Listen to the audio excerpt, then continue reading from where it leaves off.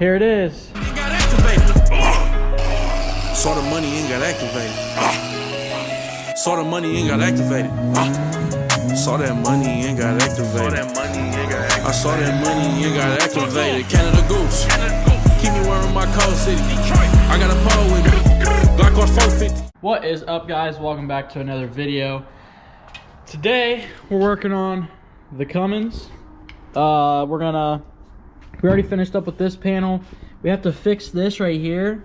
I ended up finding a small hole, or not necessarily small. I ended up finding a hole underneath all of this seam sealer.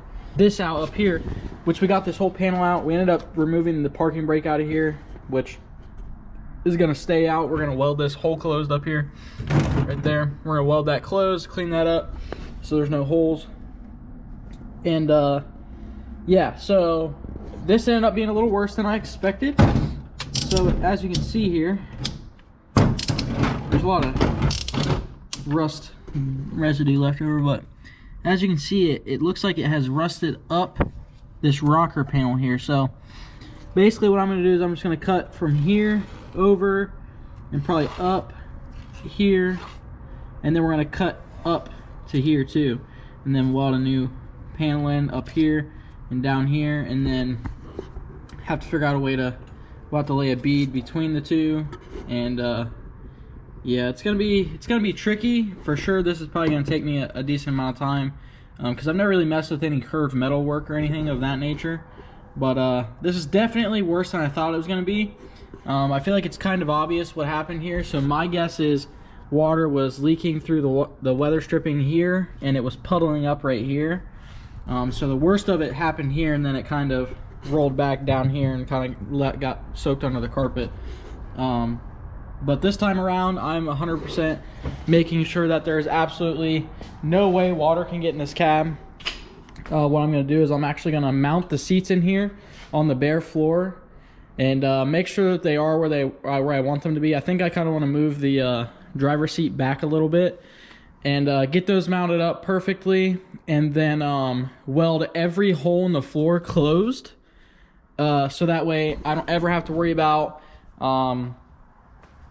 smoke leaking into the cab. I don't have to worry about smells from under the truck leaking into the cab, because one of the biggest things that I had this problem with was you would always smell trans fluid when you're driving it, and I could never figure out why.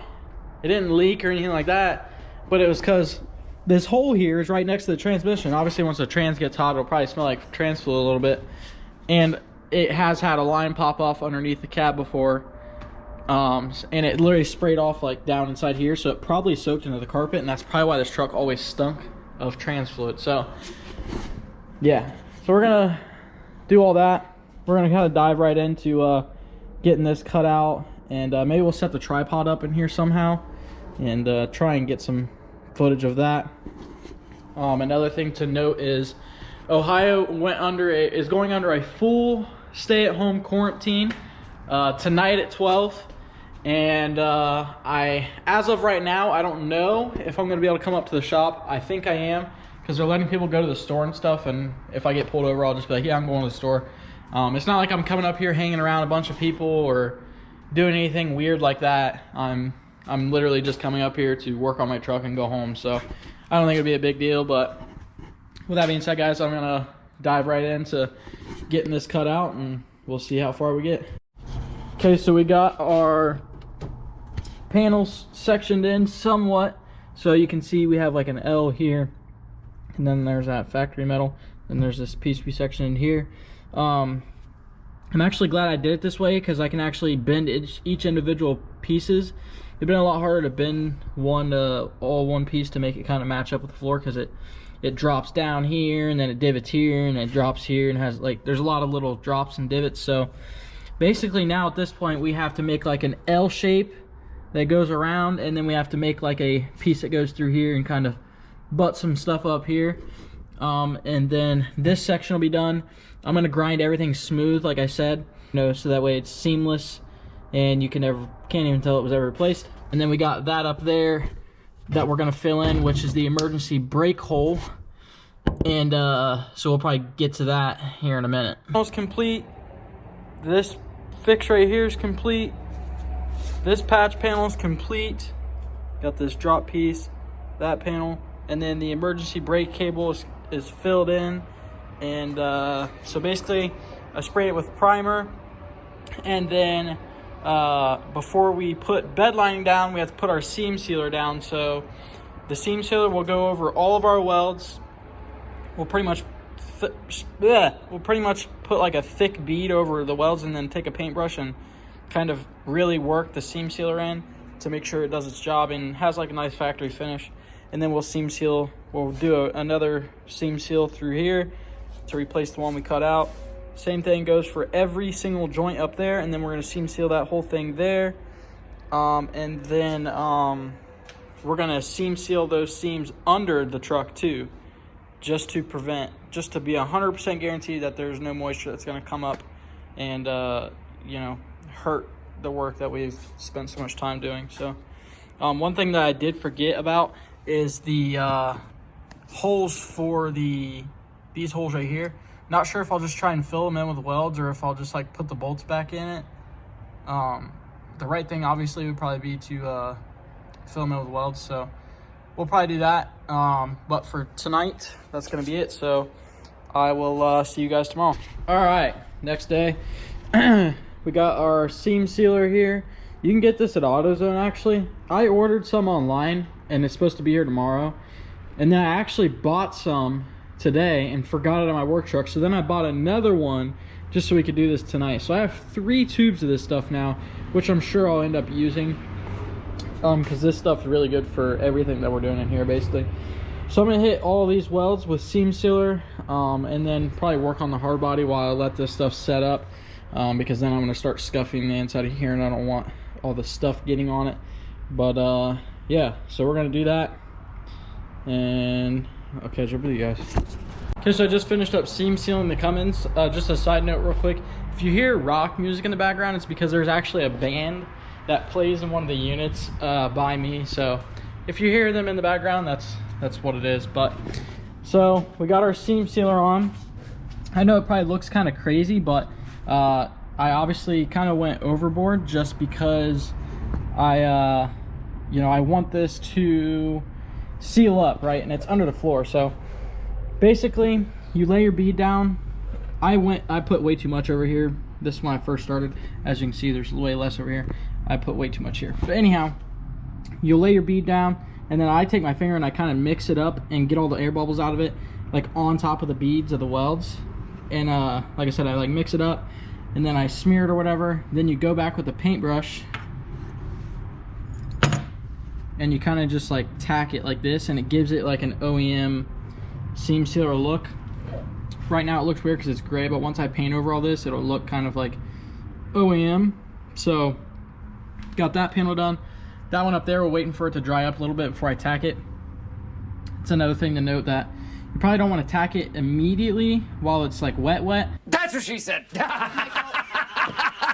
it might pull up, so just wait till it dries a little bit and then tack it up kind of. You don't even have to do this, it's just me trying to somewhat make it look factory, so it doesn't look like I just goobed a bunch of caulking in here or something. So I might add a little bit back here, but aside from that, everything's done up here. I'm gonna do the underside too, but I'm gonna let this dry up. I'm kind of regretting doing this first because I have to grind all this stuff down, and I really don't want it to get all inside this. So we might just let this dry overnight and then start grinding the body panels down, or maybe start over there and let this stuff dry. But yeah guys, that's the seam sealer.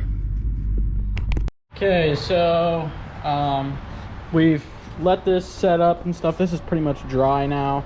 It's still a little soft, but for the most part it's dry. What we're doing now is, you'll notice the seat's in here, and that's because if you see all these holes, that's where like the seat was mounted up before. But basically the seat, when it was, because this is a powered seat obviously, so when the seat was pushed all the way back, it still felt like really crammed and close to the steering wheel. So like you would not get the full range. Like if anybody taller than me drove this truck, which I'm the only one that really drives the truck, there's only one other person that's driven the truck like since everything's been done to it, and that was Trey, and that's it. So people don't drive my truck, but regardless, if someone had to drive my truck that was tall, there's no way they would ever fit. Anyhow, the point in having a powered seat and stuff is, you know, get the whole range out of it. So one thing I definitely wanted to do was move the seat back and bolt it up farther back, so that way I have that full range and I don't feel so cramped up against the steering wheel. I like to sit close to the wheel a little bit in this truck, so because I feel like I have more control of it, just in case for some reason it were to spin, and you know, I can react fast. But anyways, so it looks like we were actually gonna be able to move the seat like a whole 2 inches farther back, which actually feels super duper comfortable. So that's what we're working on now. So we're gonna drill all new holes, and then we're gonna drill 2 new holes in the back as well. And then we're gonna fill these in with welds, obviously. Probably put a plate underneath, I don't know. And then another thing that I didn't do before that I should have done was, before it was just a bolt with a washer underneath, and that's like, that works for it to bolt up, but if this were to ever get in an accident and I relied on this seat to keep me in, those bolts would rip through the floor in a heartbeat. Like, it's not even funny. So this time I'm gonna cut a plate that's the same like length that bolts underneath too, so like a 1/4 inch thick steel plate that will bolt up with it, so that'll have this whole, it'll use this whole panel as biting force. It'll keep this seat planted and nice and safe, because it does have the buckle bolted to the seat. I converted it to that. One other thing, this is like a really good trick that I learned from actually watching one of Adam LZ's videos, was, except for he used RTV, if you take anti-seize and you dip it on the tip of a bolt, and you're trying to like figure out where you need to drill a hole, if you drop it through, you'll see it leaves a perfectly good mark. And so now I know where that hole's at, and I know where to drill now. So that's actually a really handy tip, and that makes things a lot easier. So we're gonna drill these holes and get this seat nice and mounted up. I believe the passenger seat was fine. It's a manual seat anyways, and you know, you don't have a set of pedals to worry about hitting over there. I've ridden the passenger seat, and I personally think it was pretty comfortable.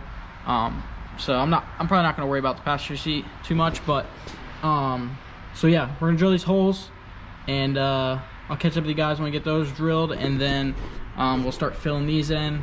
So we've been spending probably the last hour or so getting the seats where they should be, so that way once we lay down our sound deadening and stuff, we're not like re-drilling holes and trying to move stuff around. Plus, like I said, we're gonna fill the holes up. I said that 1,000 times. So the passenger seat, we did have to actually move a little bit. I ended up finding that it was kind of cockeyed, so it was like pointing towards the pillar a little bit. So we got the new holes in it. It's perfectly straight now, as you can tell if you look at the rocker line in comparison with the side of the seat, and in comparison with this pillar right here. I'd say this is in a pretty good location. The driver's seat is the same deal. So we just got to finish drilling a couple more holes on the back side of the rail on this one. This one's completely done. And then after that, I'm just going to go through and circle the holes that we're going to keep, and then I'm going to start hitting everything with a flappy wheel that needs to be welded shut, and start welding all the holes shut. Then we got to primer the holes, then we got to seam seal the holes, then we got to hit everything with bed liner. So yeah, so we're gonna dive right into that, I guess, and go from there. So okay, so we actually we finished up with the seats a little while ago, and I just spent the time going through and grinding each hole down to metal, so that way I can start filling those in with welds. Hopefully I don't have to actually like put any patch metal, and I can just kind of like keep filling in. I know it's gonna take a lot of wire to do that, but I apologize, there hasn't been a lot of B-roll footage in like the videos lately. I've just been lazy and haven't charged my other camera, but I think it should be almost charged now, so hopefully I can get you guys some B-roll footage. I'll give you some B-roll footage of me welding up those holes.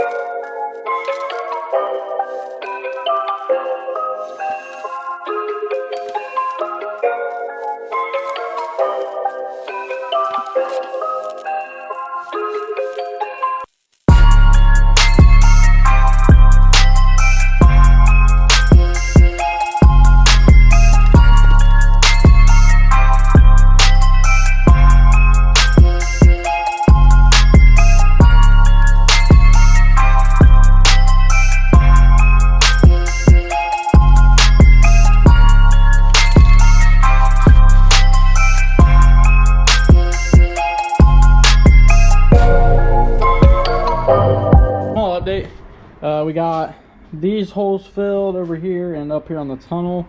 We have that side left and then this back row. And then I'm not making them look real pretty. I'm just filling them up. We're gonna seam seal the bottom, and everything should be good. So. Okay, little jump in time. I know I didn't really show me like bed lining it, but I'll throw a picture up here now.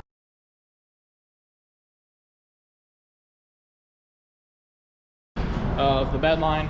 I don't need to show you guys how to bed line a cab. I feel like it's pretty self-explanatory. I will show you what I used. Just this Rust-Oleum spray and bed liner. I could have did the rolling liner. I feel like that probably would have been a little more durable. But like I said, I don't really need it for that. And then we also went ahead and put the sound deadening in. I didn't film that either. But we still have more sound deadening to put in. I had to order more, so I'll show you guys how to install it when that stuff comes in. But here it is. So it covered the whole cab floor, and I have one piece left over. So I ordered a whole nother box, and we're gonna do the sides and the back wall, and then possibly the roof if we have enough. And then I am gonna do the doors, but I don't have doors for the truck yet, or I don't know what doors I'm gonna use for sure yet. So we're gonna wait on that. But once we get the right doors, we're gonna do the whole door panel too. So, but yeah, it came out killer. It's through a company called Killmat, and honestly the quality is extremely nice. This is definitely some of the nicer sound deadening stuff you can buy. These gaps and stuff here I'm still gonna fill in, and then I'm also gonna take foil tape and go over all the seams. And yeah, so super duper stoked with how it came out. Like, just looking at this just makes me like so much happier, like that I spent all the time to do everything the right way. Like, we seam sealed every single little hole, we welded every single little hole closed. Like, we went through a lot of effort, and you know, I don't know, it's a good feeling to see it coming together. So like, even before this stuff was in, just seeing it bedlined was like night and day. It just made me so happy. So the other shipment for this stuff should be in Tuesday. That'll be in a separate video. I'm not gonna make a whole video about it, but I will show it in the next video. And then I also had a few people message me about the steering wheel, so I'll go over that real quick.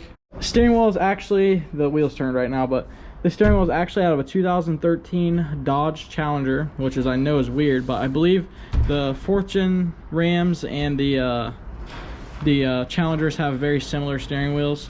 I'm pretty sure they bolt up the same way and everything. So basically what I had to do to make this work was I had to cut the factory column, I had to cut the snub off it, and then I have a Dodge Challenger column, and I cut the snub off that Dodge Challenger column. It actually slides over the factory column, and so then I did that, and I drilled a hole through it, and then I put a bolt through the like the piece, right, and then I cut the bolt off and welded it in, so it has like a brace through it, and then I welded the entire snub all the way around the back. So not only is it welded on, but it has like a stud going through the middle of it. None of the electric stuff works yet. When I originally got it, that was my plan, to make it work, but I didn't realize that all of these run off of Canvas. And for those that aren't familiar with Canvas, you basically have to have a computer module to run anything Canvas related. It all is like coded, kind of. Excuse the noises. We have like 60-mile-an-hour winds today, and this shop is a tin can. So I would love to somehow figure out a way to make the buttons work at some point. If I can somehow figure out a way to convert these to like a stationary style button and make my own clock spring, I think I'm pretty confident that I can make it work. We've had this wheel swapped in here forever, and we've still not put the center part in. So I think this year, with all the interior work we're doing, it's only right that we finally buy that center section. So for those that were asking, that's basically the gist of it. You can swap the entire column into the truck, and it'll have like the telescopic column, and it'll have the tilt column.